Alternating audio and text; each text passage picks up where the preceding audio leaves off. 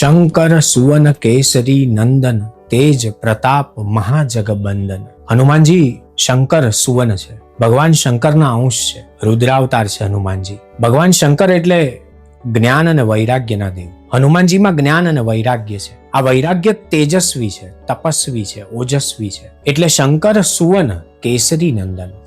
એમના પિતા કેસરી છે, કેસરી પુત્ર છે. તેજ પ્રતાપ મહાજગબંદન. એવા પ્રતાપી ભગવાનને હું વંદન કરું છું. શંકરના અંશ અને એની સાથે વૈરાગ્ય, એનો ઋણાનુબંધ. હનુમાનજી એવા છે કે એમના તપ આગળ, એમની સાધના આગળ, એમની ઉપાસના આગળ શત્રુઓ પણ આંગળી ન ચીંધી શકે. કેસરી વાનરના પુત્ર છે, તેજ પ્રતાપ મહાજગબંદન. એમને આખા વિશ્વમાં આવા પ્રતાપી પુરુષને હું વંદન કરું છું. હનુમાનજી વિઘ્નહર્તા છે, કષ્ટ દૂર કરે છે. હનુમાનજી એવા છે કે જ્યાં જઈએ એમને સ્મરીએ, એમના નામ સ્મરણને શ્વાસમાં ભરીએ અને આપણી પીડા ઓછી થતી જાય. કળિયુગના સમયમાં હનુમાનજીની પૂજા કરવી અનિવાર્ય છે. જેમને ગ્રહોમાં, દોષ નિવારણમાં, આ બધામાં સહેજ પણ જો શંકા કુશંકા છે, એમણે રોજ હનુમાન ચાલીસાના પાઠ કરવા જોઈએ. તુલસીદાસજીએ હનુમાન ચાલીસા એમના નિજી જીવનમાંથી, એમના અનુભવમાંથી પ્રગટ કરીને આપણા સુધી પહોંચાડી. એમના પ્રશ્નોના જવાબના પરિપાક રૂપે હનુમાન ચાલીસા છે. એટલે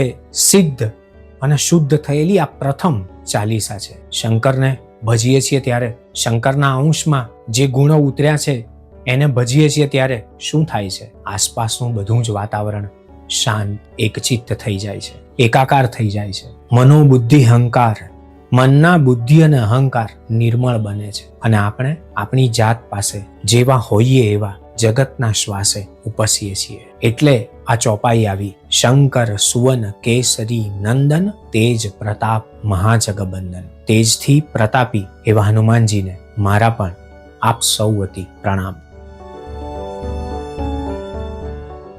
ભાષાને પ્રેમ કરો છો એટલે અંકિત ત્રિવેદીને સાંભળો છો. મેં અનુભવ્યું છે કે જેમણે મને સબસ્ક્રાઇબ નથી કર્યો એવા લોકો મને વધારે સાંભળે છે. એમને વિનંતી કે આપણી ભાષા માટે આપણે બીજું કંઈ ન કરીએ તો એટલીસ્ટ સબસ્ક્રાઇબ તો કરીએ, અને સબસ્ક્રાઇબ ન કરીએ તો પણ લાઇકનું બટન તો દબાવીએ. ટેરવાઓ માત્ર આપણી આંખો સામે જ જડ બની જાય એ પહેલા એને કુંપળ ફૂટે એવી વ્યવસ્થા ધબકારાએ જ કરવાની હોય છે.